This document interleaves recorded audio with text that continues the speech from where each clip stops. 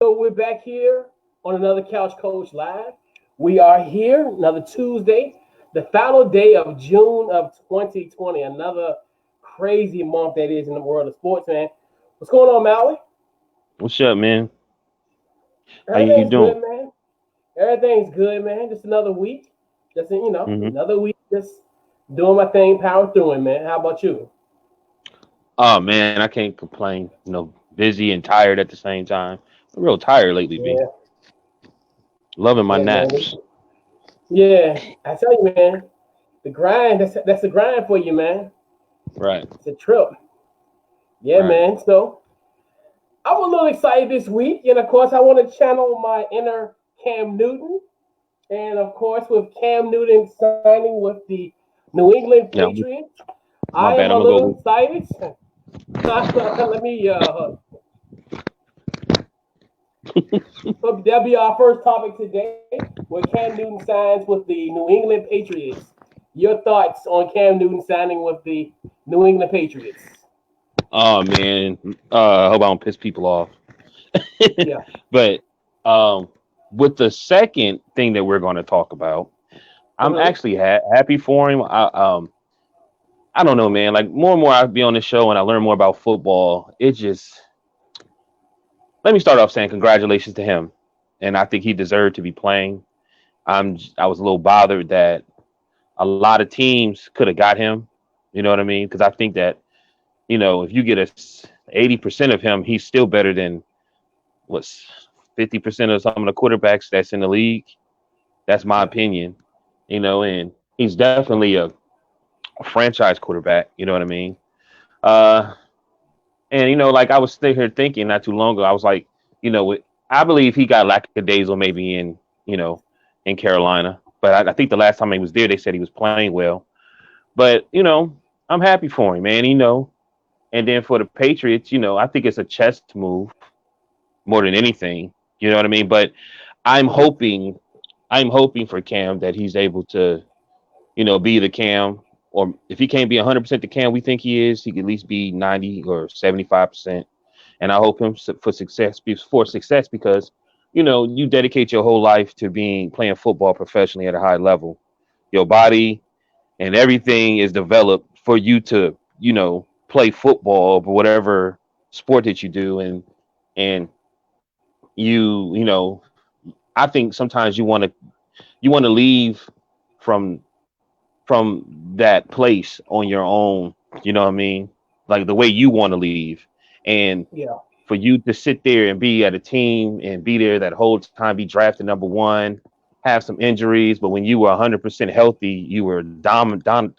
I mean, very good, dominant, and Yeah.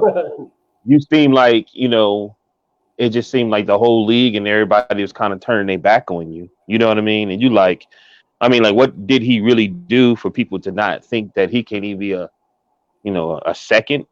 You know what I mean? Or come behind. Like I know for a fact, if I was the Cleveland Browns or even the Pittsburgh Steelers, I definitely would have tried to sign him to be a second. You know what I mean?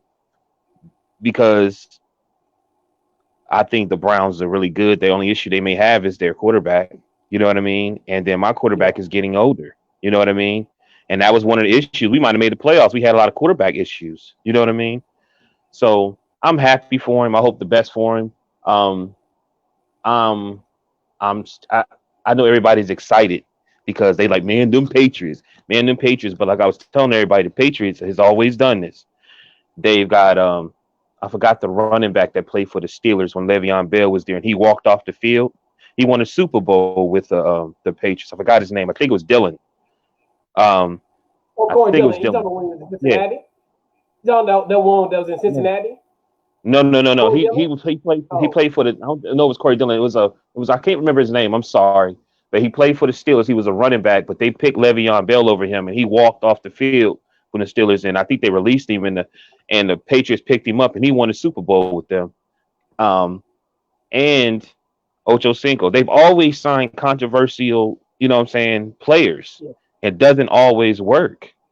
You know what I mean? They had success with Randy Moss, somewhat success with Josh Gordon too. I mean, they have always done this. I don't even know why people surprised. You know what I mean? they've always given them a chance, and it's worked sometimes, but not all the time. You know what I mean? So I'm not that like, oh man, you know what I mean? The Patriots got him, and I also think I hate to say that, but not to dog Cam of this opportunity, but I still think it's a distraction for the stuff that's happening behind the scenes with them being fined and that trial coming up. Because it seemed like they're talking more about Cam being picked than really giving any attention to them getting in trouble for this fine for the second time. Yeah. That's just my opinion, but it's on Yeah. you. And yeah, you look. I'm just really looking at you right now. Like, Yeah, man, I have to celebrate. And you gotta, and I think the thing that really, I think Cam is going to be successful in New England. I do too. I I hope think so. it's just, I think the honest, like he's a perfect fit for this team in certain ways more than others. Uh huh. I think he's a motivated guy. He's been injured the last 2 years, and I think people fail to realize before he got hurt in 2018, he was playing on the MVP level in MVP. his Yeah. first year under Mhm. North Turner. He had Uh huh. 19 touchdowns and 4 interceptions. He was on the Mhm. verge of having an MVP type of season. Mhm. Coupled with these injuries, and then you think about a few weeks ago, there was a poll on Twitter talking about who's the greatest Panthers, and he was left out of it. I'm like, how the only player in their franchise history, in their 25-year history, 26-year history, has ever won an MVP, and he's out of the equation. You look at those type of factors, that's going to keep him motivated. And I think with this Patriots team, I think he's perfect for because this Patriots team essentially is a ground and pound type of team. When you look at Mhm. it, you stand for of having two great running backs and James White and Sonny Michelle, who are also good passing threats for Cam Newton as well. So it's going to be intriguing on offense as far as how to kind of pick apart their defense because you think of yourself, okay, they're gonna ground and pound us to death, but then you got two guys like, and then you got a dual threat in Cam where he might take off. You worrying about Sonny Michelle and James Washington, I mean James White, and you're like, we got to worry about Cam too, because at least we knew with Tom, okay, Tom is gonna be a statue in the pocket. He's either gonna do one or two things. This is gonna be an interesting dynamic.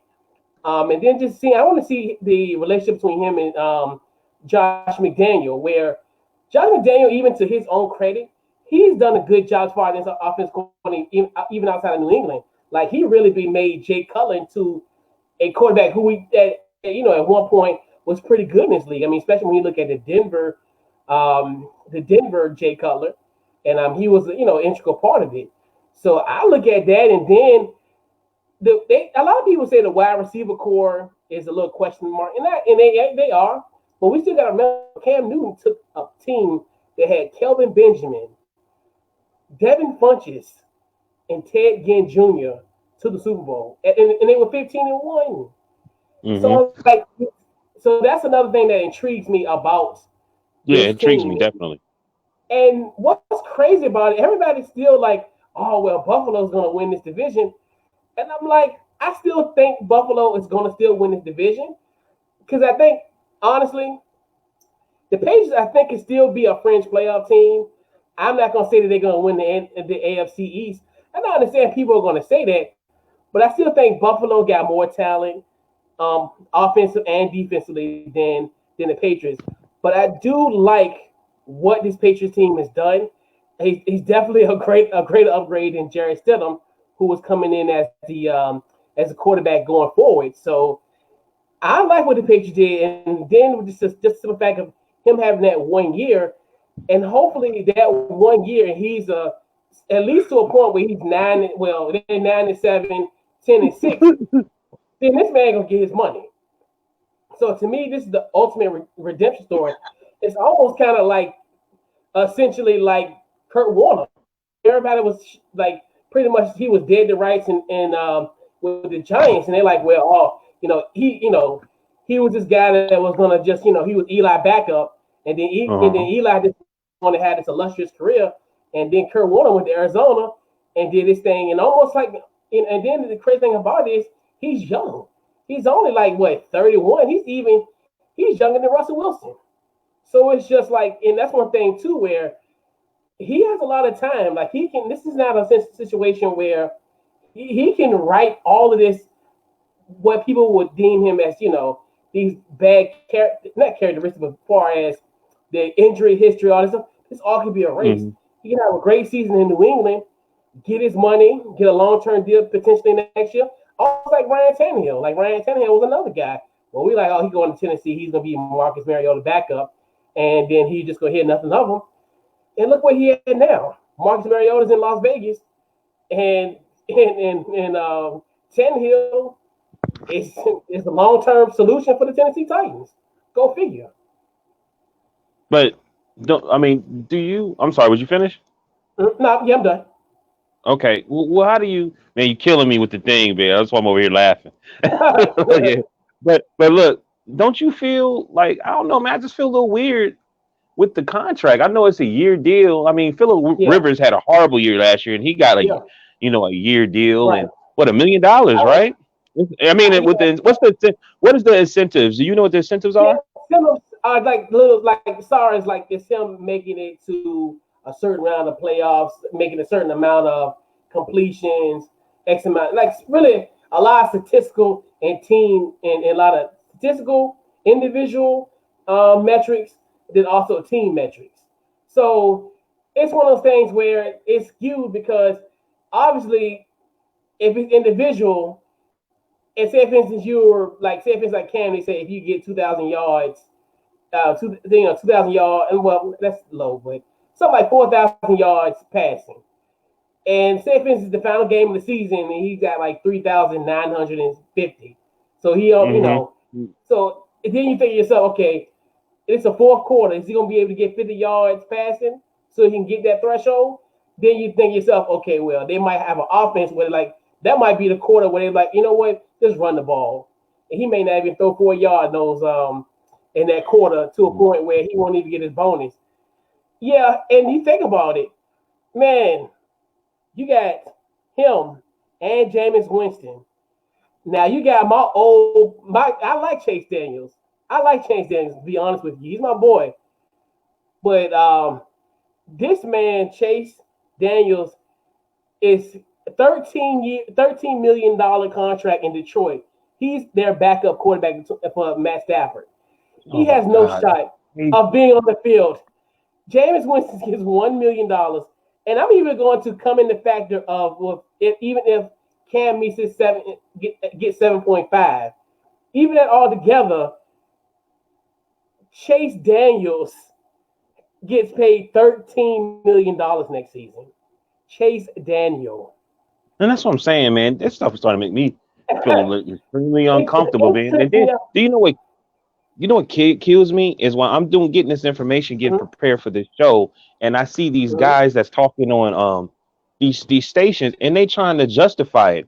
And some of them was, the horrible quarterbacks, second, third string or whatever. Now they're on ESPN, and now they're like, I don't even know why people even talking about this. It's understandable. He's been hurt since blah blah blah. You know what I mean? Like, what is you talking about? Yeah. So, like, okay, everything he's done this past don't mean anything. Like, I can understand if he was a quarterback that was second string, didn't start or anything like that. I can understand that. But we're talking about Cam Newton, where when Cam was on his game, you can sense the game was changing. He was like extremely dominant, which that's what they really want him to be anyway. You know what I mean? Right. It's just I don't know, man. Like more and more we talk, I just think a lot of guys need to stop trying to build a brand, because it seemed like to me that's the problem. You know what I mean? Like if they just go out and just play football or anything like that, like they won't complain. It just seemed like a lot of those guys that are extremely talented, and do have their own style and their own, voice or creativity or something like that. It just seemed like to me the league, if they're not, even if they are more dominant than majority of the league, it just seemed like the league treats them some type of way. You know what I mean? Like I'm saying, he's still one of the top guys. If he has some injuries, that comes with the game. But man, that contract is harsh. And then it's the Patriots. They always get, Right, you know what I mean? They right, always get. It's just I'm happy for him. I'm not as excited as I think. I'm happy he got a job. I'm not as excited as some people is because, like I said, it's not like the Patriots haven't signed a guy who people didn't think the Patriot that he wouldn't even be with the Patriots way. You know, now yeah, more and more I see Belichick and Josh McDaniels. They seem like they're a robot, blah blah blah. But I've always felt like Belichick can pay attention to a guy that's one of those special talents. You know what I mean? yeah, Like, and I believe that we talked about this. If you're going to sign somebody like that, then it can't be okay. We do things like this. You have to design, and I believe they did that when Randy Moss came in. It wasn't about we gonna do this the Patriot way. They designed offenses based upon him, so he can have his most strengths. And to me, I felt like they was really dangerous when they had somebody like that. And I think they got a great quarterback that like one guy was like, well, we got to understand this Cam and Cam's got to be able to move.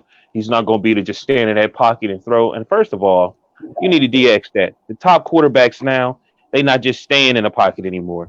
That's over with. If you're a quarterback and you still standing in a pocket, then that's a problem. You know what I mean? Only one I see necessarily is doing it is Tom Brady. You know what I mean? But he's not with them anymore. He's not with the Patriots anymore. You don't understand what I'm saying? yeah, All the top yeah. guys are starting to be they moving. Watson, Jackson, you know what I'm saying? Dak, um, Mahomes, Rogers. They're moving. They're not staying in the pocket. You know what I mean? So I think the Patriots is gonna they want to win. You know what I'm saying? Oh yeah, no doubt. And Yeah, they want to win. So why would you not use Cam for the best weapons that he has? It's just his feet and his agility and his height. I mean, come on, man. yeah. Come on, man. Bill Belichick plays football. I want everybody to understand that he, in every which way, he's not saying we're going to do this like this. You know what I mean? He wants to win. You know, Oh yeah, no doubt. every down. Yeah, especially at least with this one, he'll have a 1 year leash, and then essentially he'll be able to find probably a quarterback, or he might go to Stidham in 2021, because I don't think even if Cam is successful, they're not going to pay him the money that he richly deserves, like obviously the Mm-hmm. contract. But Mm-hmm. yeah, I definitely think this is going to be a good for the Patriots. I think this does it could. I still think they could potentially sneak into that seventh spot in the playoff next season. I don't think they're going to win the AFC East as people may say, but I definitely think that this team could be a potential playoff team. So yeah, man. So So you don't think they that could was be a Super Bowl team? no, I don't think so. That in the AFC, I think the AFC it's gonna be interesting. The AFC is gonna be the whole just the not murderous row because I still think you got Houston, not Houston. You got Kansas City. You also got Baltimore. Who else is in that? Buffalo. I think, and I tell people, I think Buffalo is going to give teams a run for their money. I think Buffalo is in that in that one of those not contenders, but they're on the verge of becoming a contender. Um, Houston, I think Houston's kind of like they're slight. I don't think they're gonna make much noise, but who's to say? And then also Tennessee, the team that beat them last year. It's gonna be. I'm telling you, the AFC is murderous road. Like it's highly competitive, and Mm-hmm. we're just talking about these teams right now. And on June 30th, there's going to be teams out in that conference that are going to emerge that are going to that's going to shock all of us. So it's one of the things where Mm-hmm. it's like I think New England is going to be they'll make the playoffs. I think they'll sneak in either that six or seven. They'll be a wild card team at least. But yeah, I think it's going to be very interesting of how that happens. Now, what's funny about all of this is so Cam Newton signs with the Patriots. Now, mind you, there was a news story prior to Cam Newton signing. So, I bet. of course, the Patriots were fined $1.1 million, and so they had a thing that happened in December of this year. So they had a camera crew for a show called "Do Your Job." So they went to the Cincinnati Bengals Cleveland Browns game. and they were supposed to film the field. So then they were kicked out of the stadium in Cincinnati. During the investigation, they found that this camera crew were taking images and live video of the field, not of the sideline, not the field. And now the Cincinnati, not Cincinnati Bengals, but the New England Patriots have been found $1.1 million, and they lose a third round draft pick in 2021. Your thoughts on the Spygate 2.0? Great to show you how, man, I hate saying this, but it show you how great the Patriots really are. They're like the perfect chess players. Like, you know what I mean? When you Mm-hmm. necessarily like I'm on YouTube trying to get some information about this, right? Mm-hmm. And I see the clickbait, and I'm sitting here and I'm like, okay, are they gonna talk about the fine and give me insight on it? You know what they talked about? Mm-hmm. Cam Newton being signed. Mm-hmm. Cam Newton being signed. Cam Right. Newton. I'm sitting here like, Absolutely. man, this was a distraction. They're not even talking about this. And this is and then like the fine itself. Now they may have looked at it and say, hey, it's not what we thought it was. But the simple fact they was even allegedly um blamed for what happened, that fine should be a little bit steeper than that. Like they're getting away with too much, man. Like Right. seriously. They really, really are. And I think, you know what's funny? We seen The Last Dance, right? Wait till all the information come out about them. And we're gonna sit there and be like, everybody, oh, they love it. We gonna have we already know it. Deep in our heart, we already know it's some dirty stuff going in that place. We already know it, man. Yeah. You know what I'm saying? We already know it. Cause I just shook my head. Then I was like, I was gonna do an investigation, but I decided not to. I wonder how many times they were about to get blamed for something and they covered it up by picking up some player or some type of story, just overshadowed the dirty shit that they've been doing. You know what I'm saying? It's Mm-hmm. like, okay, you won everything, but it seemed like to me, you always trying to figure out an edge um um to be over your opponent. You know what I'm saying? And like to me, I know when you're professional, and that should be the main things when you're professional, is that it should be the best player. You should not be trying to find an edge over the next thing. You know what I'm saying? And if you're going to do that, then just make it legal so everybody can do it. You know what I'm saying? But Yeah. it's just, to me, it's just tainted when I think about them. I like the Patriots when they was almost undefeated with Randy Moss, because I wanted Moss to get a ring. I did like them then, but it's just, and I like Tom Brady. Ain't nothing about Tom Brady to make me not like him. You know what I'm saying? He seemed like he a Yeah. cool, respectful dude. Every time it's somebody that the media is dogging, he's never dogging them. You know what I'm saying? He's always extra respectful. He's not arrogant. They try to make it seem like he was arrogant and a crybaby, but you know what I'm saying? That's so um it just bothered me, man. I just felt like it I don't want to take away from Cam. You know what I mean? Because Yeah.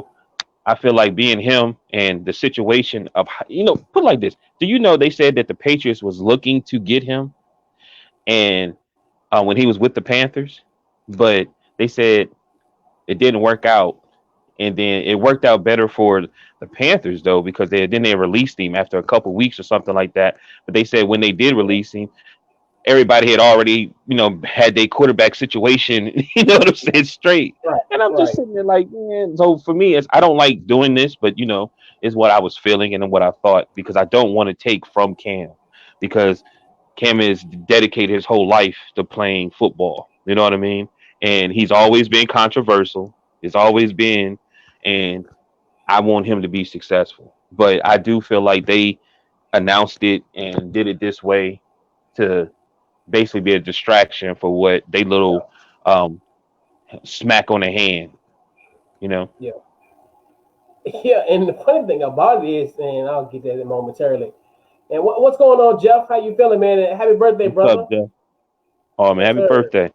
I love that number 45 too. Oh yeah. And what's crazy about it all is, and that's funny because I talked about this. I think it came out in December, and it's funny. And I was talking the day later. at work about this, and go back to that point. To me, like the fan is crazy. Like to me, when you sit down, you think about it, 1.1 million dollars. That's pretty much the same price they paid for Cam Newton, essentially. I know. So, and that's what makes it even crazy. And I think people really realize, and then like, and I think, and it's funny because at that time when I talked about it in December when it happened, a lot of people were like, well, that shouldn't be a big deal because it's Zach Taylor, like, make the difference. But people fail to realize I think it was intentional. You look at a guy like a Zach Taylor, he's a first year NFL head coach. He he could be the next coach. Like he could be the next coach that could be in this league for the next 20 to 30 years. You don't have any intel on him. He's just a guy that was from the Sean McVay's coaching tree in LA. He goes to Cincinnati. Yeah. So Right. now you're thinking to yourself, well, Let me see what he's doing. you're doing this intentional. You're not digging dirt on you digging dirt on the Cincinnati Bengals. And we know that Zach Taylor might have an opportunity because you think about it. They let Marvin Lewis stay there for almost 13, 14 years. Well, yeah, 16 years. So who knows how long Zach Taylor's going to be there? Now you're looking at it, he got Joe Burrow. So of course they're going to try to find some kind of ways. Yeah, I mean, I'm getting it. On the sidelines. Right. So Right. and that's funny because I remember when we talked about it, and when we talked about it in December, and everybody was like, "Well, it shouldn't be a big deal." I'm like, "No, it wouldn't be a big deal if it wasn't for the circumstances. I think if it was just like the whole thing was Zach Taylor, and then they've done this before in multiple ways, where it's almost like fool me once, shame me if I fool me once, fool me again."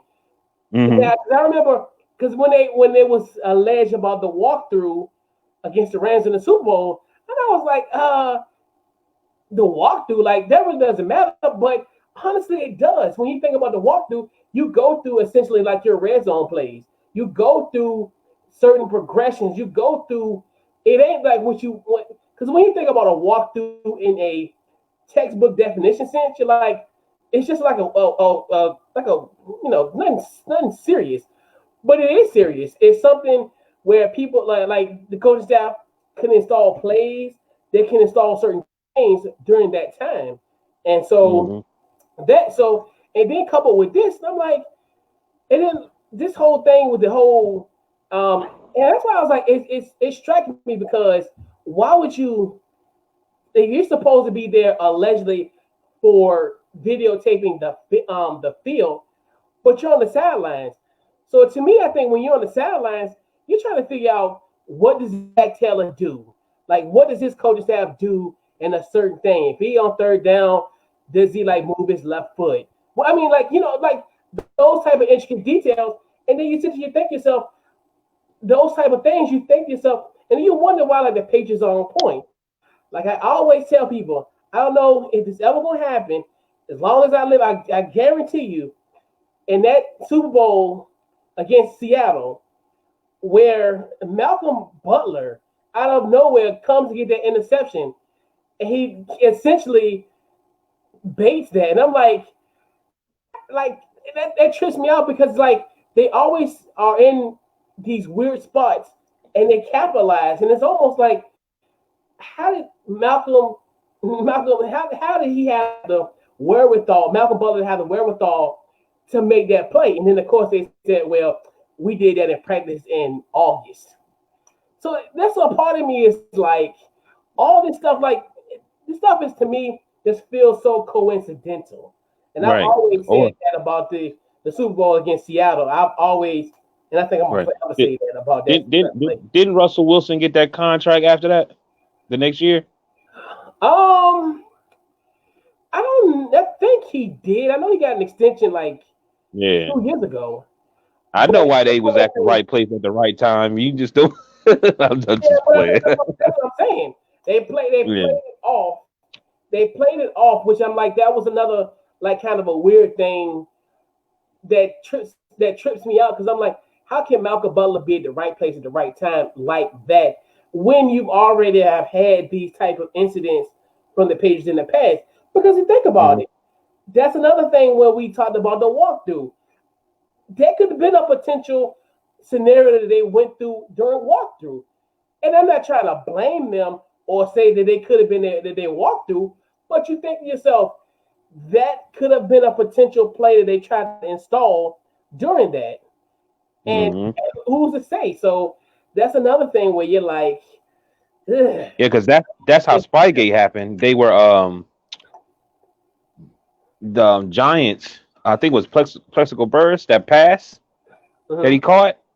I think they ended up setting it up the other. It was they was doing it practice. They was practicing. They were practicing it, but they were doing it on the other side or something like that. And um, they was doing it on one side, but when they did it live, they went the other side because I think they knew that they were doing that. I remember somebody saying we knew that they were watching, or was necessarily watching us, so we just changed it up at the last minute. You know what I mean? But how can I say this? Yeah, I believe that's one of the reasons they did it too, because he was a new coach and they wanted to find all the little things that he was going to do because they're that anal that they want to win. You Right, know what I mean? right, And right. um, I never thought about the Seattle this the Seahawks game, but I could see that happening. You know what I mean? I remember somebody told me the reason they did it because the analytics was saying at that point in time it was better to throw the ball than to run the ball. That's the problem with analytics. You know what I'm saying? No, Yeah. we knew exactly what you needed to do. But what was I going to say? Yeah, man. Why don't they? It makes sense. It seems dirty, but I don't know why they just don't. They should just let the coaches do that anyway. You know, just go ahead, let them do it, so they can go ahead and know what necessarily is going to happen. You know, working at a grocery store, right? Do you know it used to be every Wednesday, the scan analyst would go to each store, other stores, and scan their sales items. So that specific store would know exactly how to compare the prices. You know what I'm Yeah. saying? So I'm sitting there like, well, you know, rather than because it just I think me personally I was shocked because I felt like every team does it anyway. You know what I mean? Because that's how anal the NFL is. You know what I mean? It's a copycat league, but the thing is, you got caught, which trips me Right. out because Which and it's almost like it was avoidable because you had a scout team already there because they were playing Cincinnati the week after because they played Cleveland and I think Cincinnati was playing New England the following week to be 100. I don't want to be like a this type of dirt bag, but honestly, you could have just got the scout and had a phone and he could have did what these guys that were supposed to do because hmm and they try to lump him in with the scout. They were like, well, we were just following what the scout does. And I'm thinking to myself, no, the scout really supposed to be on looking at the field as well, much less the hmm sidelines. I'm like, how can you put the scouting team under the bus, saying, well, we were just following what they were doing? So to me, that's hmm because honestly, if you really want to do some dirt, honestly, to be 100% honest, your scout team can do that. You're like really, your scout team Right. didn't do that. Like to be hmm honest with you. So to me, to have them kind of bring in this, and they got credentialed and everything, and that's the thing. They were there for a specific reason. They were supposed to film a Yeah. show called Yeah. Job, and Right. they were just supposed to film just the field. But Right. what happened? They got caught and they got kicked out. And that's the Right. thing. It's like, two, you could have just let the scouts just take up. You know what I'm saying? Like, and that's hmm the thing that just trips me out. But I mean, yeah, I mean, And I can understand like other teams probably do something of that magnitude. But you're the Patriots, you get caught, and it's just like everything. It's just like think about it. You're on the highway, and everybody's just going past the speed limit, right. breaking the law. As one hmm person that's gonna get caught. If he's that red car is gonna be there. So guess what? If that red car is still in that same thing a few years down the road, that red car is gonna get stopped again because he's having history hmm of being stopped. And that's the Right. thing. And that's what bothers me about this. This is like they Yeah, second or third time, and it's like right. okay. And like regardless if you'd feel like it was minor, then they should have got the right hand. They really should have got hit. Like, you know what I mean? Right. And to the point that we may be talking a little different about it and be like, damn, this really wasn't that serious. They just got dogged. What they done did. Like, you know what I'm saying? But Right. they didn't. They gave them a 1.1 minute. They said, I think they said the last time, um, was it not Spygate, but the one he blamed Tom Brady on? Oh, the Flakegate. Playgate. It was they lost a first rounder. Yeah. Or was that Spygate? Um, Probably I think both. it was Spygate. I think it was Spygate. Because I Oh, think I know, yeah. the I think that one they just blamed it on Tom and Tom missed 6 games. See, that's what I'm saying. Like he was, you think about it, like I would have left too. Like, hold up, so I'm just gonna get blamed for this? You know what I mean? Like, you know, Yeah. it's man, I'm just, it's just weird. It's just a lot of things with that team over these years has always been controversy. The Absolutely. Falcons game, the Seahawks game, when they used to play Indiana with the tuck rules and stuff. It's just so much, man, that it's always just been some like crazy controversy. The when they played the Eagles, they one of the players didn't get a chance to play. Has anybody he was healthy, but I guess he did something to make Belichick upset, so he didn't play. You know what I mean? Yeah. Does anybody know why? I've never think they even answered the question why. It's alleged stuff, but it's nothing like nothing concrete. And I think Michael Butler just like, hey, I moved on from it, and it was a lot of rumors, but nothing like confirmed. But yeah, that was a very odd situation. Aaron So, Hernandez, another issue. And just to me, it's just a lot of stuff with yeah, that with that team that has is just all this arrogance and controversy. You know what I yeah, mean? And they blame a lot on each other. I think it was Wes Welker when mhm. he missed the passes or something like that, and his wife goes off and was. It's just always been Oh yeah, in the Super Bowl, yeah, we yeah. overthrew him. It's just a lot of just Yeah, drama and just even though like I said they still pull it out, but it's just a lot of controversy dealing with a lot of that stuff, man. yeah. I guess that comes Guess with that winning. I guess that's the Patriot In way. that way. Yeah, Yeah. yeah. Man. So also if everybody also you guys give us a call at 754-225-5483. So we're gonna transition along. Talk about a little NBA. So let's talk about a little J.R. Smith, aka the Henny God.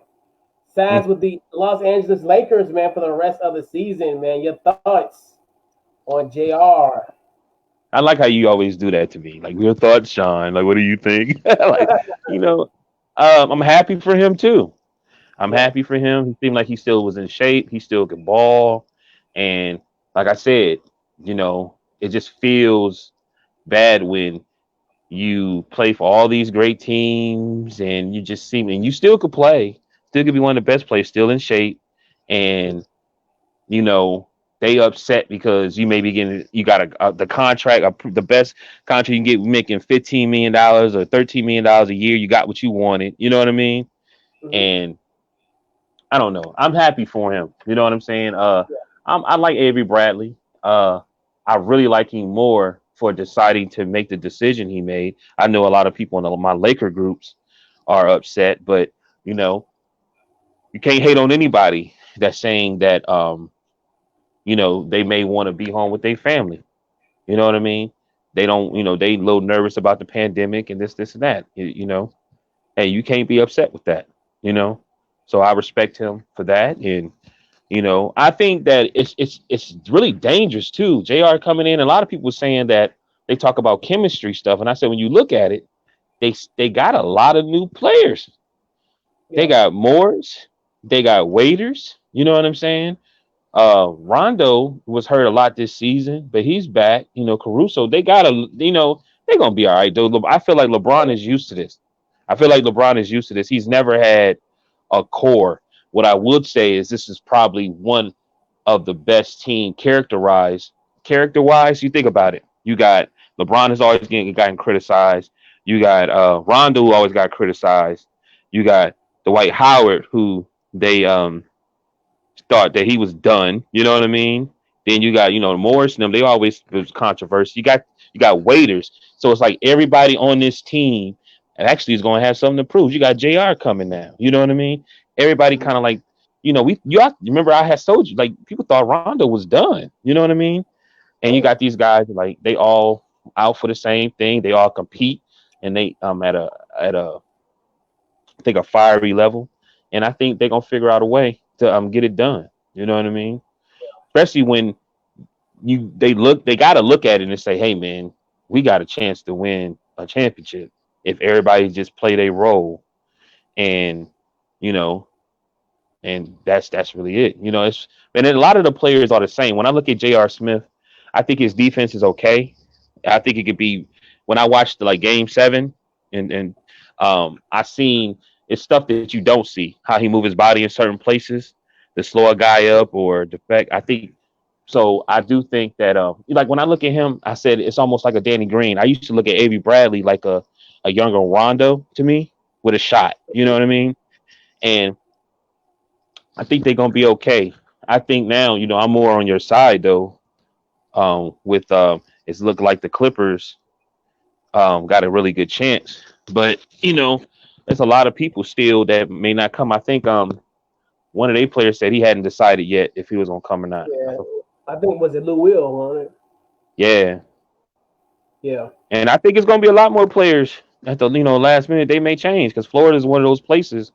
It's not doing so Yeah. well. But shout out to J.R. Smith. Shout out to the Lakers. You know what I mean? So I'm happy for him.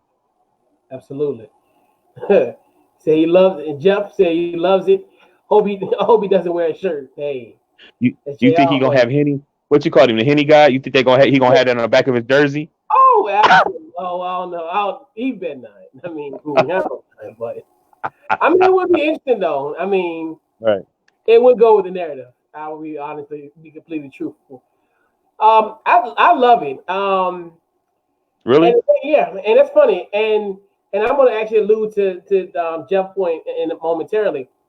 I like it. I think Jr. is like honestly, I think he's a little bit better than Bradley. than your boy than Bradley. I mean, where can you get a 3-and-D guy in this point? And he's perfect for him. And I think the shooting, they need the shooting. He's a good defender. And even and going back to Jeff's point where he said JR was huge during LeBron run in Cleveland. You look at it in especially coincidentally in the 2016 run, he essentially was one of their best perimeter defenders. And then in Game 7, to be honest with you, he kept them afloat in the third quarter. Because remember, Golden State was like up double digits. JR hit a couple like clutch threes to kind of bring them back. And I'm like, and even though this is 4 years ago, and then you think about it, he's been arrested for almost 2 years. So this is a perfect situation for him. And I think it's gonna work out. And I think you hear the negativity talking about something, well, the whole thing with LeBron, man, that's squashed. Like, dude, that's an error. And that's fine. Like and he has an opportunity to redeem himself. And the crazy thing Hey, about it is better. He better. people fail to realize, right? He even failed to realize J.R. was one of the major reasons why they wanted Cleveland. So to Yeah, it is. Yeah.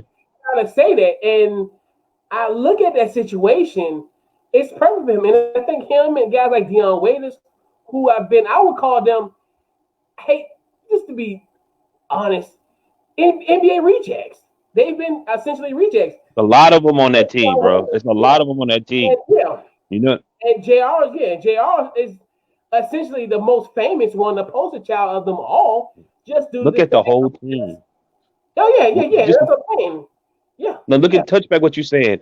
Look at Quentin Cook. Yeah. Quentin Cook. Look at McGee. Alex Caruso. Yeah, I know. Yeah, and you know what I mean? He's essentially the poster child. I mean, because you think about just his rocky past. You think about the Knicks fiasco, all this stuff going forward, even going back to damn Charlotte. Well, they were in New Orleans back then when him and Chris Paul was. Mm-hmm. I mean, yeah, they was New Orleans. Mm-hmm. But yeah, this is a great opportunity to redeem himself, and I think he's going to be in this team. They need a guy like him who can defend and shoot that three. I mean, he's perfect, and like you said, right, and like Jeff and I'm ready to put up Jeff's point right now. LeBron is a businessman. He don't hold grudges. No, he understands his time.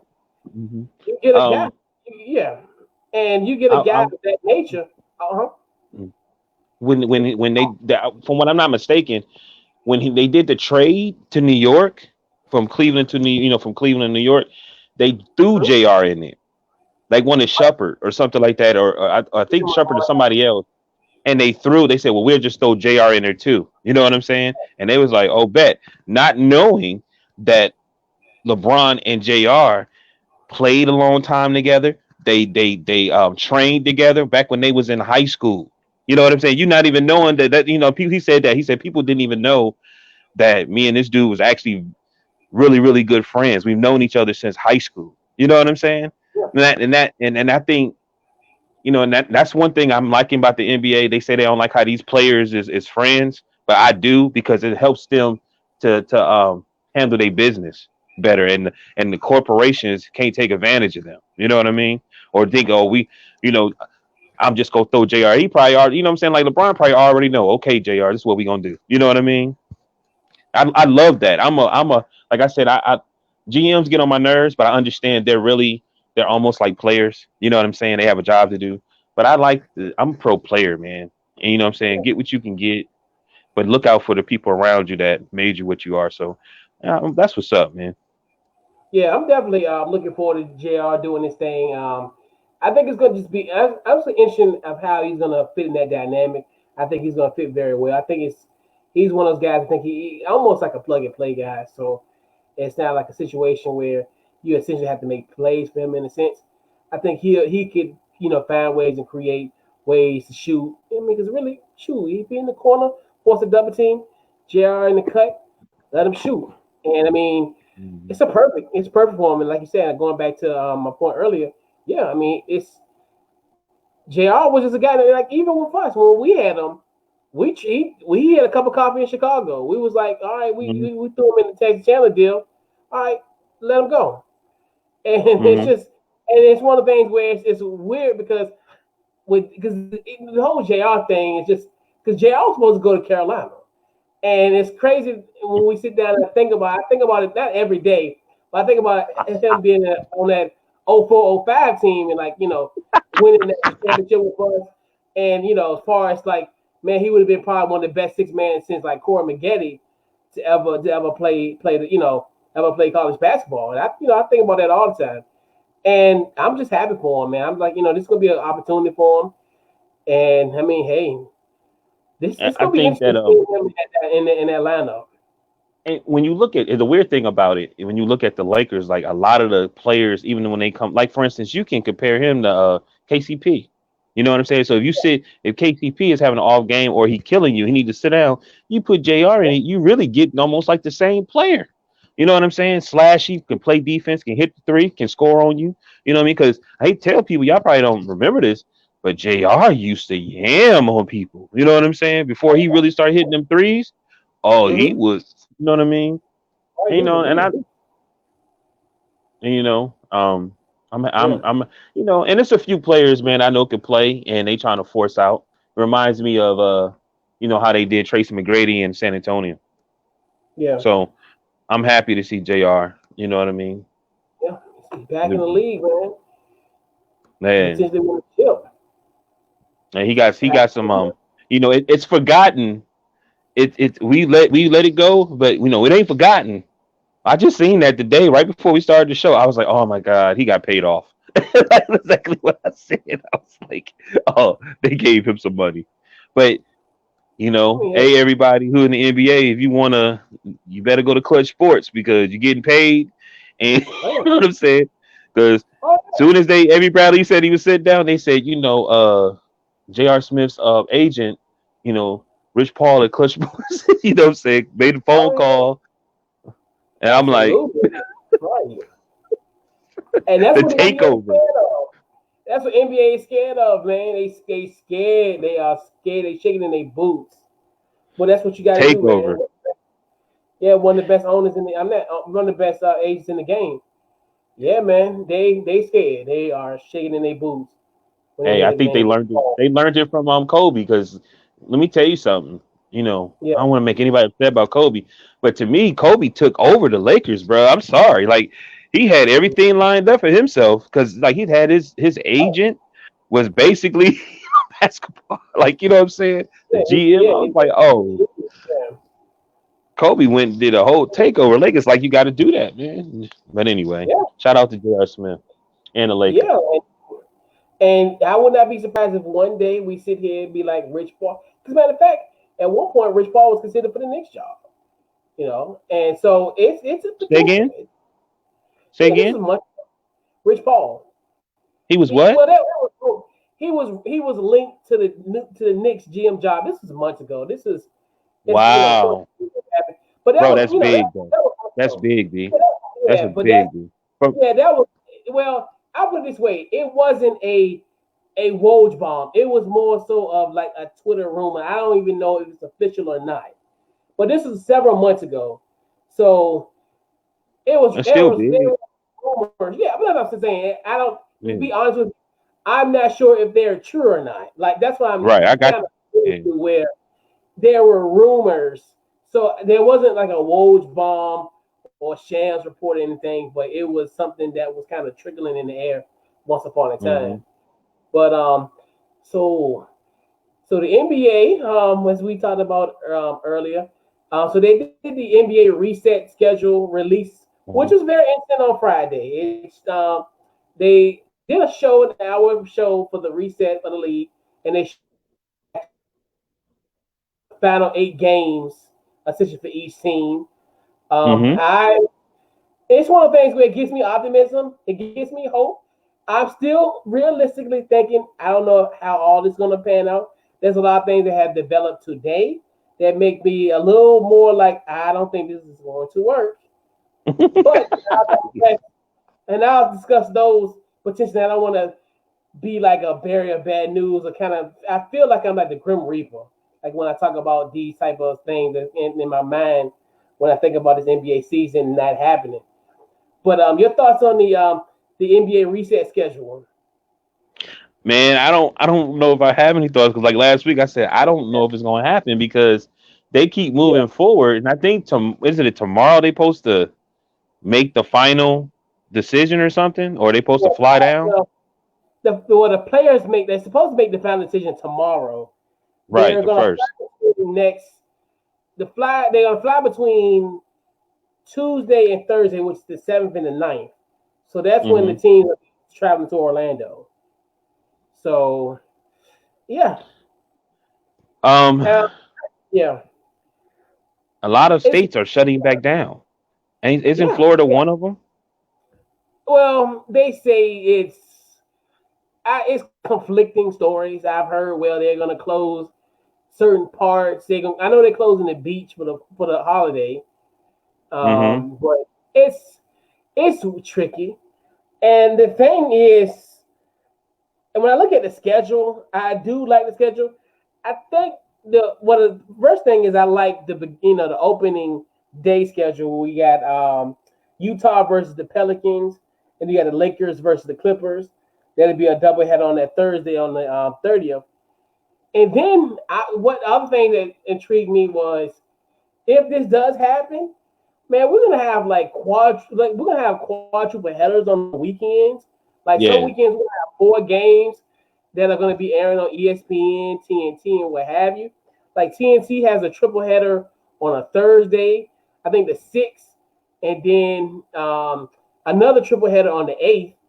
And then another thing that I like too, they have matinee games. I like that's perfect.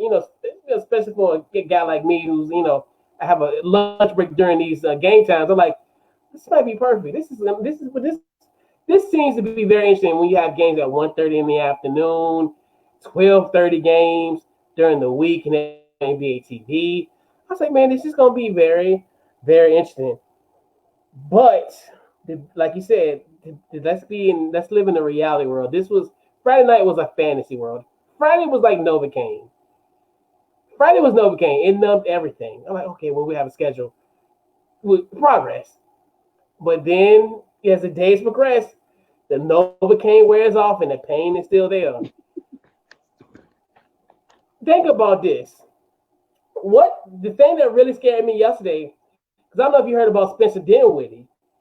So Spencer Dinwiddie tested positive. That was reported. So they're saying he has a little bit more severe symptoms than what we've heard other players who have had it. I think he said he experienced like chest tightness, and so obviously even with that alone, he's not even going to make the trip. That's another thing where it's like that's not intriguing, but that's another level where you think to yourself, like if the worst case scenario is if you get it 2 weeks self isolation, but what if your system it persists and then it's more than 2 weeks because you still have to clear protocols even after those 2 weeks. And that's another thing where it's not like when we think about an injury, okay, if you if you sprain your ankle, you might be out maybe a game or two or whatever. If you get this, you're forced to be out. This isn't this not a situation where I'm gonna play through it.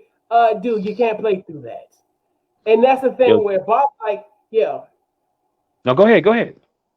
And then the thing that got me today, which I think I retweeted on the Twitter page, Couch Coach Live, I think it's Denver and Orlando, and I think the Nets too. They have closed their practice facilities, and then they also have said that. And then the Pelicans have allegedly 3 players that tested positive. You gotta think to yourself, these guys are about to fly next week. Like if these guys are like, and that's another thing with all of this. Now it's crunch time.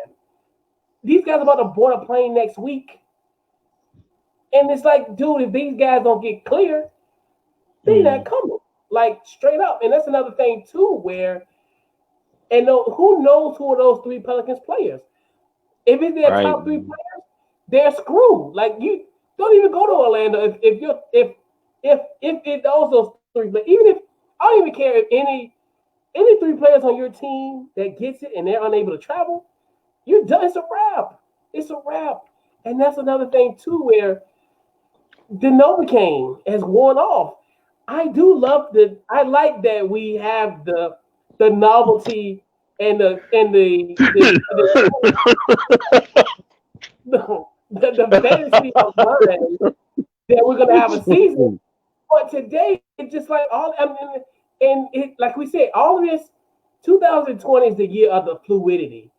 Like 1 week we think something's gonna happen, and then within 24 hours, hell, even probably in the show, something could happen and just be like, what the hell is going on? Like literally. It's crazy. Look, all I know is the way this shit is going, I can't wait to get 2K 2021. Yeah. You know what I'm saying? Because listen to what you said.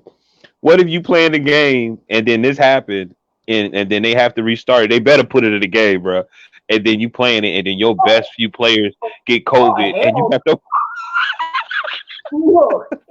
Okay, in the words of my boy Lamar, hell no. I'm not paying $60 to play a simulated game, and you tell me that my player got damn COVID-19. Oh no, going back to GameStop 2 nights. That's not gonna happen. That would be crazy. Look, I would get the game for that because of the suspense. I'm like, you mean to tell me I got to win the game with Alex Caruso? Nope. Man, look, you playing with the legend. You playing with the legendary Chicago Bulls, and Jordan and Pippen end up getting COVID, and you got to win with Kukoc and Dennis Rodman. No, I thought the game was straight in the trash. I probably would download it first onto the Xbox and then burn it. But man, that would be so messed up if they did that. That would be so Yeah, I messed mean, up. I'm not gonna. Me personally, I hope they do. I think I like stuff like that when it's realistic. You know what I mean? Well, So, we'll take the mode um, off. We'll take that mode off. but I hope if they do, it's a mode and you can take on or off. you're right. I feel you. I'm sure it is. So, But um, what if that happened? Are you gonna? What if what? Let's just say the starting five gets sick. So what do they do? Gonna go and get and they still in the playoffs? And what they gonna go get another five? but and that's the thing. You can't because you think about it. These guys got to get tested. Excuse me. So okay, so if you give these five guys, they got to get tested. So while they're testing, they have to be isolated. So they probably not gonna be available for at least 7 to 10 days. You're screwed. You're screwed. Like you said, you get a whole starting lineup and they all get sick. You're done. I don't. A part of me don't think I would have wanted it on. I don't know if I would have wanted it in Florida. It's just some. No disrespect to people in Florida, but it's just something about that made me feel like Yeah. Corona be chilling in a lowrider with some glasses on. You know what I'm saying? Like Yeah. you know what I mean? Like it just feel like Yeah. that might not be the place to have it at because it do look like it could be a little unhealthy there. You know what I mean? Well, good for them in a sense because at least they're in a bubble, which that's another thing too. Where are you gonna force grown? Like we always talk about this every week. Our grown men are gonna be able to He's so stupid. I know what you're gonna say. like. I mean, no, seriously, no, not even about we're not talking about the companionship portion tonight. But are you guys gonna be able to abide by that you can't leave the bubble? Think about it. Mhm. I mean, even though in a sense the wild world of sports is a humongous complex, but just the thought of you being quote unquote held there, like you can't leave out. That's just like being at home and they're saying, hey, you can't even leave your home. Right. And then you got the skyrocketing rates. And I think I don't know if there's a penalty, but I heard if there is a penalty, you're gonna get that long stick up your nose as Mm-hmm. punishment if you leave the bubble. And I mean, Man, they're out of leaving the all, bubble, bro. They of are leaving course, the bubble, guys. of I hate to tell course, everybody, they are leaving the bubble. We are talking about yes, we talk about grown men, grown men that are billionaires, athletic, alpha males, regardless of what y'all think. That's why they right? there, and they making over $100 million. They have $100 million contract, and you really think they ain't gonna Right, be El Chapoing up underground, dipping out? Come on, man. And then we don't even absolutely, know the stuff that they not even telling us for the simple fact right, that these dudes may be playing. I bet you it's some undercut money we don't even know about for them to be paying. You know what I'm saying? I bet you. right, I bet you. right. So yeah, they dipping out, or they gonna have some situations already there, so they ain't Oh got yeah, to. right. I mean that would make more sense. Have Right. them already there and be like, look, test her. Yeah, but because when you go to the testing, I seen something where when you go to like get tested like a Rite Aid or CVS, you drive up, they be yeah, sitting there and they put the thing up your nose, right? Ah! that scares me. It scares me too. I get a little I, look. Let me, you know how I am when I feel my body temperature act funny. Oh man, I'm in the car. I got the heat on. I'm driving. It's 100 degrees. I'm trying to sweat it out. I'm right, like, no, nah, yeah, bro. I don't even want to feel it. because I I already don't got even like want to feel it. allergies, and I know that hitting that my nasal cavity are probably. Oh my god, I don't know. I probably couldn't even breathe. I mean, to be Man, honest with you, I be taking sanitizer and be like, right? Yeah, I'm at a point where it's like I leave the house, I gotta have my hand sanitizer and my mask. Like most time in normal time, you're like, okay, my keys in my wallet.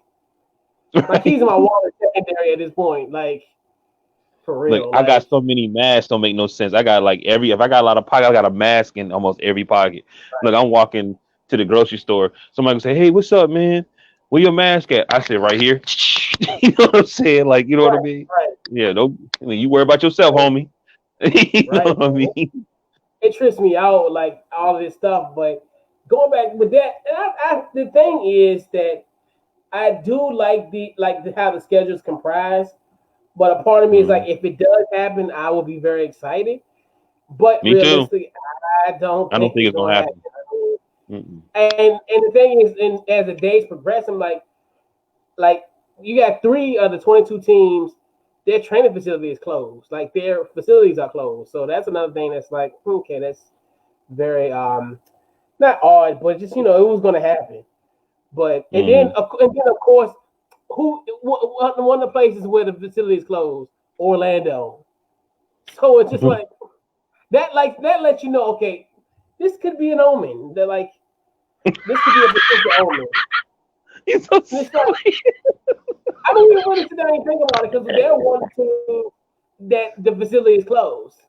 Because I Uh, don't know if it was somebody in the I don't know if it's somebody in the traveling party or one of the players that got it. I don't think they gave a reason why they closed the facility, but that's why. I mean, I don't know. I don't think they really gave a definitive reason.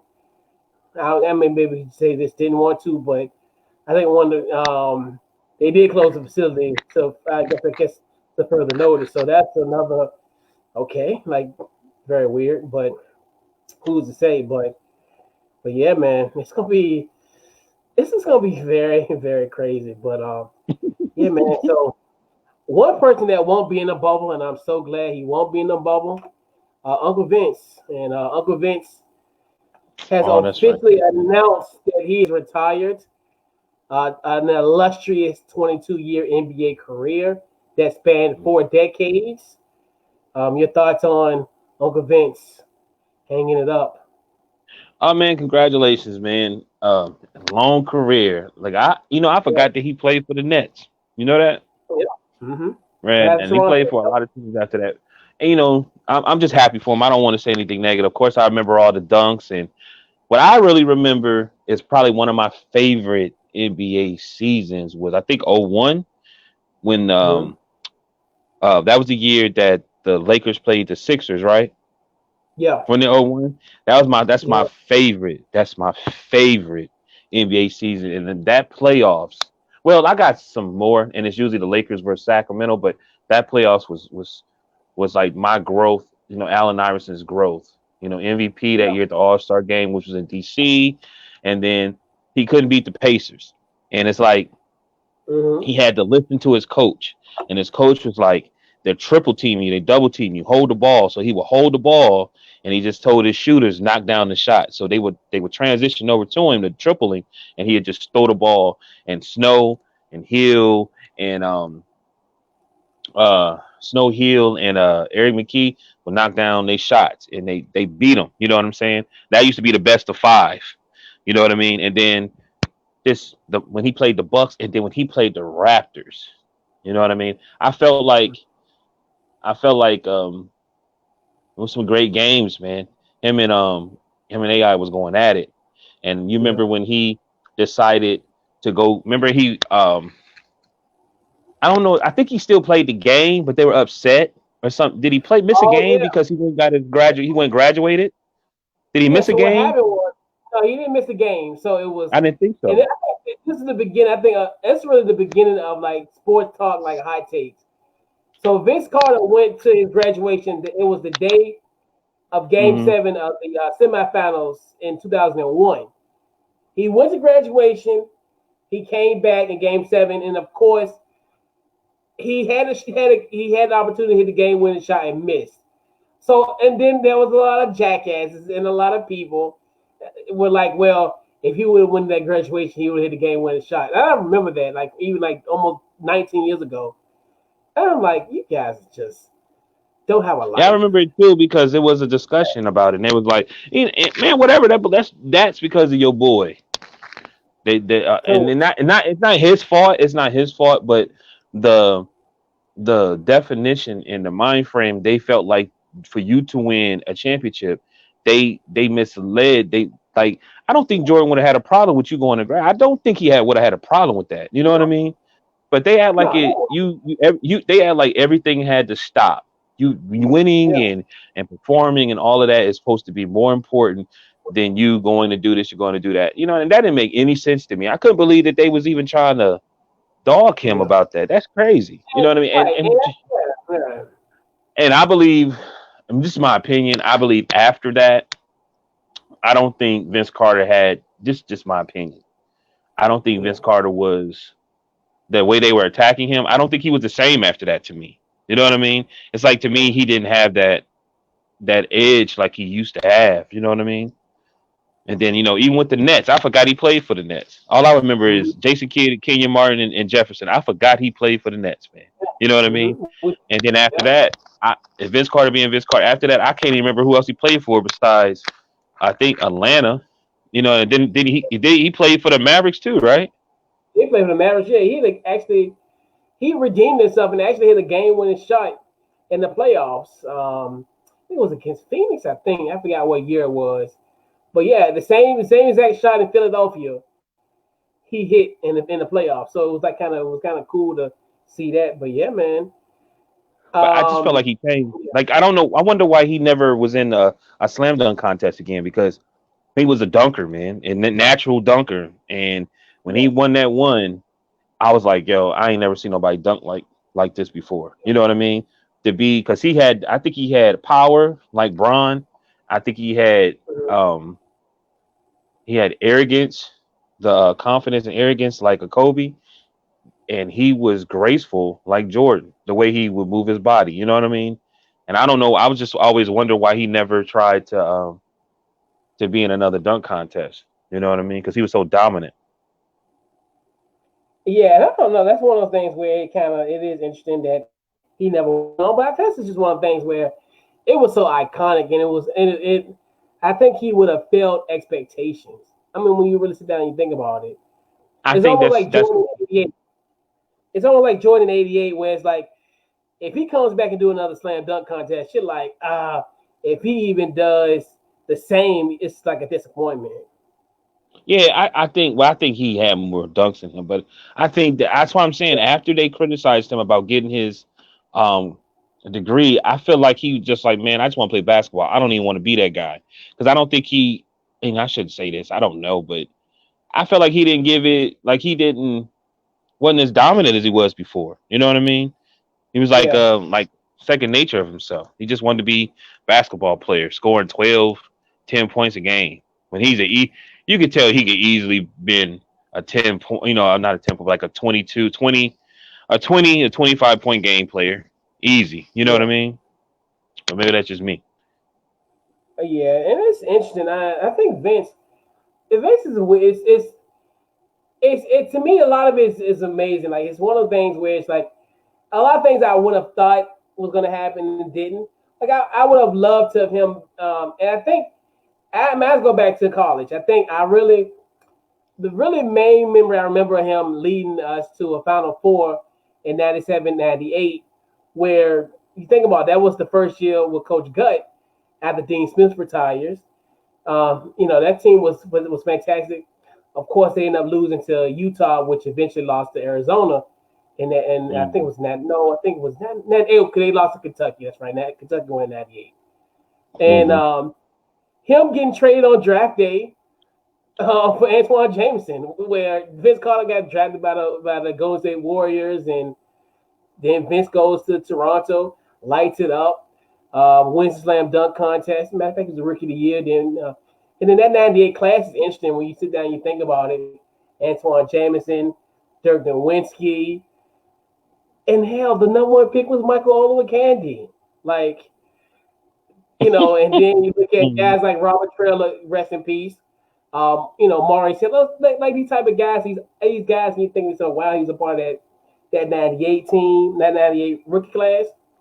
Mm-hmm. And then his career. I think he's the ultimate guy where it's like he had rocky times, especially in Toronto. That ultimately was traded to New Jersey, and then going back to Toronto during the beginning parts, they booed him because everybody, and that was another guy where the perception was like negative against him, and it Mm-hmm. was really, I think it was the organization going against him. And then I think Mm-hmm. one of the most poignant moments is the Raptors had a 20th anniversary season. I think it was like 2015 or 16, and Vince Carter comes back as a Memphis Grizzlies, and they did a video tribute for him. And I mean, you seen the emotions of Vince Carter crying and everything, and it's like, how in the sense how that relationship was in essence a guy that was pretty much up until that point was like probably one of the best players, and they probably even now at this point one of the best players in that franchise history. I mean, of Right. course, you look at DeMar DeRozan, of course, is the leading scorer of the Toronto Raptors, all time. But Vince was pretty much one of the guys, one of the founding fathers of Toronto. And I honestly put Toronto on the map, essentially, before, when Damon Stoudemire and the Marcus Camby situation kind of went to with the crap. Right. Then at a moment that really now it's really sad. The last game, I think that March 11th was one of those things where it was like kind of a poignant moment. The season was going to end. We were all like doom and gloom. Vince Carter comes in, hits a three, and it's like it was weird. It was like kind of out of central casting. It was like one of those things where it's like we all knew it was over, and it's so crazy because it's like, is this like, because it was a point where we're like, okay, well maybe the league might come back in a few weeks. Maybe this ain't it. But then you're like, it was it. That was the final game of Vince Carter, and unfortunately, it was cut short. But a hell of a career. I mean, to think like he's the last player that was drafted in the '90s that was still playing. Like Yeah. essentially, it trips me out. Like to him to have that type of career and to play in 4 decades. I would have never thought in 2020 that we say Vince Carter retired. I would have said years, maybe 4 or 5 years ago. Like, that's like Mm-hmm. everybody. You think about that 98 class, Dirk just retired. And you have to figure, like, well, Dirk probably outlasts Vince, honestly. Mm-hmm. I mean, and we sit down, we really sat down and think about it, just due to the fact Yeah, but that Vince seemed like he's game. still in shape though. Vince seemed like he's still Yeah, somewhat in shape. Lewinsky looked like he yeah, could barely get up the damn. You know what I mean? yeah. He could barely get up the court. Man, it was looking But, should have been but yeah, retired. You know? and the thing with Vince, and that's what made it so, that's what made it amazing. I think it's just the simple fact of him, the longevity. And then it trips me out like him going to a team in Atlanta where Trae Young was born in 1998, the same year that Vince Carter was a rookie in the NBA. Trae Young was born. Right, So that's right. another thing. Like that, I just thought that was perfect, and I think that's one of the things where it's like it's a great thing to see that my uncle played 22 Well, years, and now oh, he's passing on. you know, Of course, UNC guys, if you're older than me, you if I'm older than you, I mean, if the guys are older than me, they my uncle. If you're younger than me, you're my nephew. That's all the UNC guys. so That's the check this going. out. I'm Yeah. sitting here like, yo, this dude is really giving Vince Carter a shout out, a send out, and then like I'm like, man, that's what's up. Then it dawned on me, man, this dude played for the he played for Charlotte. Of course he go give him the Yeah, best. yeah. Everybody off from the jump. And I think I look back at the college career too, and Yeah. he was in college, and then and then it's just, I mean, it's amazing. Like that, the family had that You career. know, remember Skinny It's, Black? yeah, He was, yeah, when he was playing for Matoka, man, he was telling me they used to travel down there to see he met them when he was in high hmm school. And yeah, he was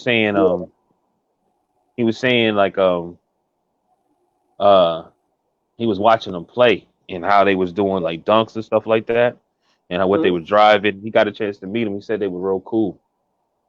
yeah, You yeah, know what I'm saying? man. He said it real he said he was real cool. He said they all had like Honda Accords. You know what I mean? Yeah. Okay. Good. You know. You know what's so funny? He's just like a Honda Accord. He they live forever. Yeah, They Jordan had a Honda live. Accord. Look, Jordan had a Honda Accord dealership up the road, but I wasn't gonna say nothing. I'm just joking. I'm just But playing. I'm just playing. I tell you, he had an NBA life of a Honda Accord. That's actually a perfect parallel. Because Honda Accords, they're by far like those type of cars you can have for years and you're good. I mean, of course, you're gonna have like maintenance issues, but once you get those cleared away, you're good. But Hmm. yeah, and just my final point with Vince, I mean, it's just amazing. I mean, it's another thing where it still trips me out that the illustrious career that he had, and now he passes on to he's not the oldest player in the league anymore. I'd have Right. never thought in a million years that Udonis Haslam is the oldest player in the NBA at 40 years old. I was like, okay, UD, I see you, UD, and it's crazy because I remember UD when I Duval. was in school, huh? Said And Duval. that's what's so crazy about all this. And it's like it trips me out when you really think about these guys. And you're like, I remember these guys like when I was a child. Like Yeah. I'm about to be 36. I remember Vince when I was like 12, 13 years old, like playing at UNC. I remember UD at Florida when I was like probably like in eighth, like in the ninth, 10th grade. And now UD is 40. That tripped me out. That makes me feel old as hell. UD is 40. That trips me out. Like the fact that UD is 40, He's still man. playing too. I thought he'd have retired too. Yeah, yeah, and that's another thing where he's so Vince has passed on the mantle to Udonis Haslam, man. So yeah, man, it's great, man. It's great, Yes, man. I'm indeed. happy. Like I said, he was able to leave how he wanted to leave, and I feel Yep. like when you just see the thing with athletes, man. Yeah. Um, there's a dedication, man, from the time when you're young, not just from you, from your family, and you know what I mean, and the dedication from your parents to go to the shows, AAU training, and then you get there, and once you put like 5 or 6 years into it, and you still able to play, I just think like should be another respect factor where like they did Vince, you know what I, Yeah. you know what I mean, Mm-hmm. like Vince could have easily been being cut, you know what I mean, and released, and nobody would take him, but they kept him, you know what I mean. We would just see, look how they was doing Carmelo, you know what I mean, like it's crazy to me. Like he took that long just to find a situation, you know what I mean, when Mm-hmm. he's giving so much to the league, like you know what I mean. So and you see some players, man, that are wild, always in trouble, and they still just get a job, and it's so weird, you know what I mean. So, It's I'm yeah. just happy that he's still able to move, be able to do the things he, what I'm saying, necessarily want to do. And probably ain't got as much needs as he used to. He still can shoot, still can dunk, and he still can enjoy retirement, you know what I mean? And not necessarily be bitter because he feel like he still had years that he could be Yep. playing. He got So now. shout I out think to got a him, yeah, man. and he got a family, and I think he got a newborn child. So it's like it's a perfect situation for him. He can leave the game Right, gracefully. Yeah, right. man. So yeah. So I let's put a mean, bow like on these. think about it, like even like look at Jordan, how he ended up leaving, you know what I'm saying? And when he left, he was kind of like his body forced him to leave. There's a lot of little things when he could have just left out gracefully, you know what I'm saying? And so Yeah, that's yeah, a I'm happy for Vince. yep. So final. Let's put a bow on this week's Couch Coach Live, man. Game ball first. Game ball I'm giving to Petersburg High, former Petersburg High, Frank Mason. He's the MVP of 2019 and 20 G League. Um, he played 18 out of 23 games. When he was in the lineup, there was 18-5. They have the best record. The G League team has the best record at 33-10, and he averaged 26 points and 26.4 points, 5 assists, and 3.4 rebounds. He has a a 2-team contract with the Bucks, Yeah. and I guess when he was in the G League, they let him be the Frank Mason that we know. You know what I mean? But what I like about we was talking today and about Frank, it's okay. He knew he had to make his way in a different way, just like he Yep. did when he was left high school and he played for AAU teams in Kansas. He had to work his way in so everybody know who he is. So he had to do the same. He's doing the same thing in the NBA, and proud of him. Shout out to him. You know what I mean? Yeah. Congratulations. Absolutely.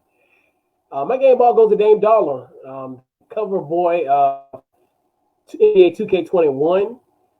That was kind of cool. They had a nice little video. I was like, man, Dame. Shout out to Dame, man. Dame is doing this thing, He can man. I'm rap. definitely He can rap. hyped for him. And for NBA 2K21, for that to Mhm. drop, and that's probably the only time we're gonna have an NBA season is when we play 2K21. Yeah, put So, the bubble version in it too. no, Yes, yes. mm-mm. I mean, if you do it's an on and off button, or it's gonna be something that you Yeah, have and to of get with course the. they're gonna have that, but still, man, that makes this look. This might. What if this the only time that this ever happens? That'll make the game so interesting, man. Mm. Like coach is like, no, I want cheat codes and No, video games is an extension, is a fantasy world. Like I want to be a part of reality when I play 2K. I want to be like, oh, you play one day and then the next day, like, oh, the injury report, COVID-19. I'm like, what? Like we just had practice. Like especially what if your not player gets 2K19? I mean, you get say 2K19, Lord. If you get COVID-19 and you're my player, it's like hold up, like, am I gonna lose like just take some BCs away from me? Don't let me miss no game. Like and then like what see, if you have like I'll play that like version. I'll play that version. I haven't played that version yet when I'm just a player. if you play my player and then that type of stuff, man, I would be so pissed off because you be doing so much stuff. Like you have contract deals. Like what if you have a meeting with Nike and then Wow. it's like, oh, What if you got that? Oh, well, everybody getting it because what I if ain't missing they that video. what if after this COVID-19, what if there's some type of issues afterwards? And what if Mhm. that might be an issue with renegotiating contracts? Like, what if they Oh, it say will. there's some respiratory issue, after you have had it, you know what I mean, or something like that? That would Right, be deep, wouldn't it? and that's what Donovan Mitchell in real life. Donovan Mitchell, Tatum, and I think it's was Donovan Mitchell. Well, anyway, because those guys are up for extensions. They're up Mm-hmm. for the Supermax. And yeah, because you think about it, that's why they did the insurance protection because, like you're saying, if you do have a situation and it becomes something that lingers on, and like those guys who are due for max deals and they get sick, like man, like that's gonna mess up my whole trajectory of my career. Like I'm here for my second Mm-hmm. contract. That's why I'm here. I'm not here to just shoot the ball and entertain you. I'm here for my second deal. I'm here for the Supermax. It's like you think I want to be here in Utah? No, but I'm gonna get $200 million. Why not? I'm I know not to touch backwards, but man, that would be so raw to me. I'm playing the game, and then they say, "Well, Donovan Mitchell is and such and such has tested positive for COVID-19, and they're deciding that they're going to shut down the league." That would be Right. crazy. That would It be will be. It's crazy. so crazy. I'd be mad. Well, I'm talking about 2K if they happen in 2K. But in all likelihood, if it does, just have an off and on mode if they do. That's all I ask. I don't want nothing crazy like that to happen, to be real with you. I just have an off and on mode, right? Right. That's funny. That's funny. Look, you thinking that you're everybody down to play, and then at the last minute, certain people that you don't talk to. Like they might have to say, so you talk to your team and all this and like, yeah, blah blah blah. Everybody's ready to play. Then at the last minute, you get a press conference. Avery Bradley has opted out of his contract. Anthony Davis has opted out of his contract. You're like, man, I just talked to him. Right. It would be just chaotic. That'd be Yeah, man. crazy. Final thoughts. Oh, final thoughts, man. Little sad news. My cousin who has a podcast, and I'm on for this. I don't know the name of his podcast, but I share it on my page a lot. Yesterday was his mother's birthday, Mm-hmm. and he also her name is we call her Pammy. She also passed yesterday, Oh and I no. just want to send a shout out to my uncle Anthony John Morgan. I want to send a shout out to Lisa, my cousin Asia, Maya, and Yeah. Jada, and definitely, man, sending a shout out, some love and strength, and good vibes to my little cousin John. You know what I mean? I sent him a text, but it was one of those texts. If he answer, he answer. If he don't, he don't. As long as he hear my words, you know what I'm Yeah. saying. I just want to send some love to him, man, because I didn't even know she was sick, and Yeah. you know, just that's all I really can say, man. Just send some love, and Yeah. I hope the best for everybody. You know what I'm saying? One day at a time. Yeah. Yeah. Absolutely, man. My condolences, man. My goodness, man. Yeah. That's wow. You know. On the birthday at that. Ooh, Yeah. man. That's crazy. Right. So Yeah. I'm gonna try to go through some of his podcasts because I forgot the dude's name, but the tall light skinned dude that LeBron played with um on the team. I Oh, forgot his name. Romeo. Romeo was it? Yeah. Did I send you that Romeo. podcast? I think so. I do remember that. Yeah, I do. Yeah. Yeah. I'm gonna try to maybe just sign support, maybe repost some of those interviews. Pretty good. Him, especially with him and his dad too. Yeah. Yeah. My final thoughts also Joe Bugle, the former Washington Redskins offensive O-line coach during the Gibbs administration, passed away on Sunday, and we heard about this news. Matter of fact, after we did the Sunday sit down, I'm like, man, this is another coaching, another sports figure that's lost this year, and it's another thing where it's like, wow, it's just really crazy how 2020 has, as far as even we're halfway there at this point, Hmm. and especially a guy like a Joe Bugle who developed the line that we call the Hogs. That was very, that was one of the most dominant offensive lines in the '80s and in the early '90s. And then also when he came back with Joe Gibbs in the mid 2000s, developed that offensive line that I thought carried over for a few more years after the Gibbs administration left. And Hmm. definitely my condolences to his family as well, man. Another Redskin legend, another coaching legend leaves this earth again. It's a trip, man. 2020, man. Yeah. It's it is pulling punches, and it is just we getting left hooks daily. Right. And man, like 2020, man. And to think that we're halfway there, it's it's it's it's Mhm. it's somewhat relief, but it's almost to a point where it's like, okay, what's the other second half is gonna hold? And you're just like, yikes! Every month is Yeah. essentially has gave us a right hook to the gut that, Right. and it's just, hey, man, Look, we like I halfway said, there, man. Sean, what's going on, man? I don't know. I right? don't know, bro. These are just some unprecedented times. Like you say, we just have to go by day, and just when we get these left hooks, man, we just gotta stay in the ring, man. We can't throw in the towel. Right. It's crazy. Yeah, It's been man. a rough one. It seemed like every week, like I said, every week is something, you know. Yeah, something, something. Right. It is Right. something.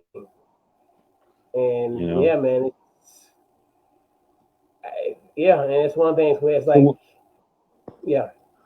What you gonna? What we go? I guess we gonna predict maybe Stephen A. Smith admit that he got false teeth. Maybe that'd be the next.